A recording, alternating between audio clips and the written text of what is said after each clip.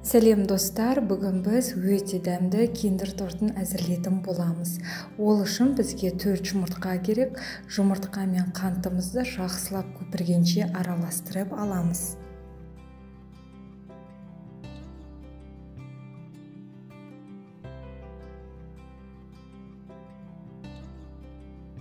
Шамамен әр жұмыртқаны 2 минуттан мен 7-8 минут араластырдым. Ол әрине сіздің миксеріңізге байланысты болады.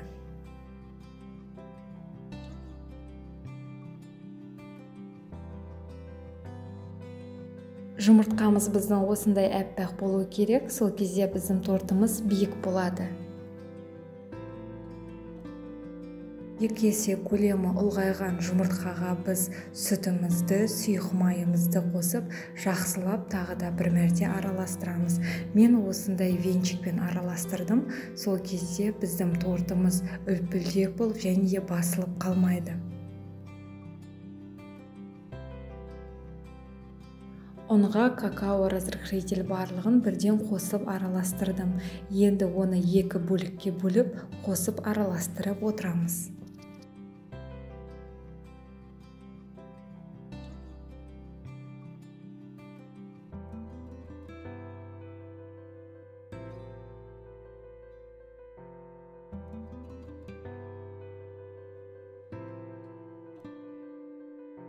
Өте көп араластырудың қажеті жоқ, ең бастысы ұнымыз араласса болғаны.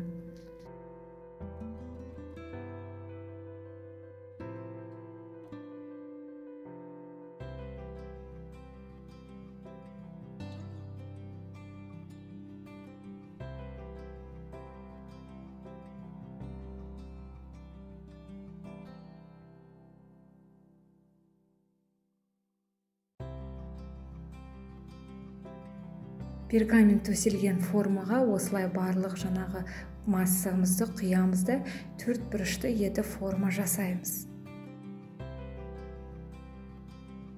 4 бұрышты етіп жасауға осындай силиконды қалақпен жасасаңыз өте ыңғайлы.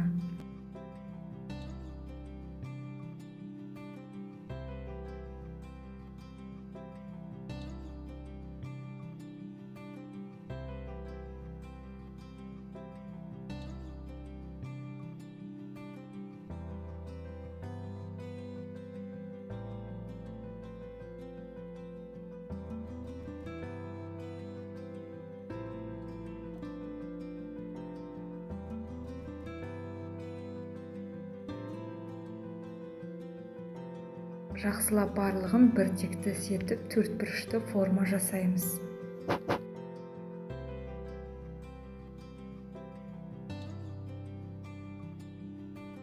Бисквитімізді қыздырылып тұрған пеште 10-15 минут пісіріп аламыз.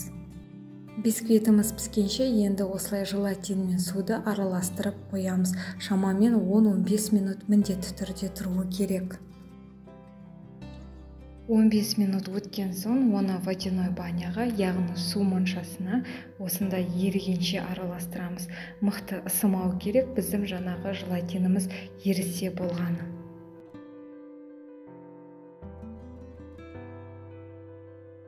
Енді кремін әзірлейміз. Ол үшін клейді жақсылап қоюланғанша араластырып аламыз. Одан кейін қант ұнтағын біртіндеп қосып араластырып отырамыз.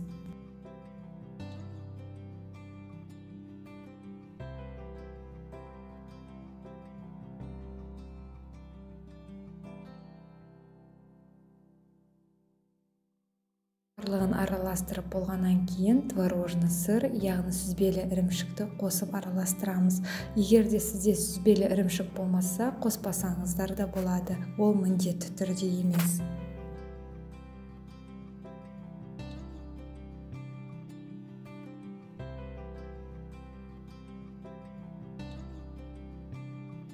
Креміміз біркелкі болғаннан кейін желатинімізді 2-3 бөлікке бөліп, құйып араластырып тұрамыз.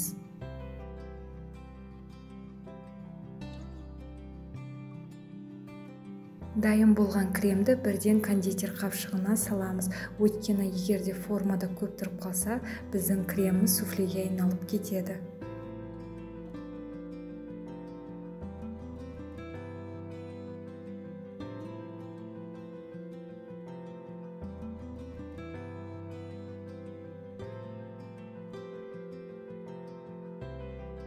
кремімізді кондитер қапшығына салып видеодағыдай әдемілетіп жағамыз.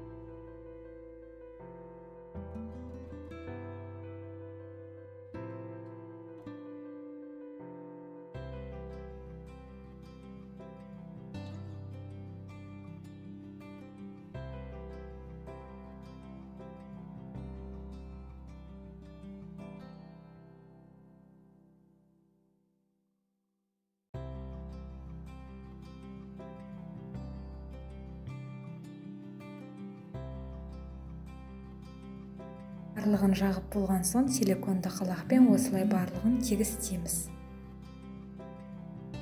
Мінекей біздің киндер тортымыз дайын болды. Енді оны кесіп көрейік. Біздің киндер тортымыздың суфлесі қатуы үшін негізінде 30 минут тоңазытқышқа салып қойғаныңыз дұрыс.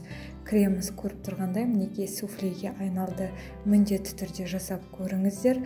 Бетіне әдемілік үшін мен шоколадты ерітіп, осылай жақсаңыздар да болады.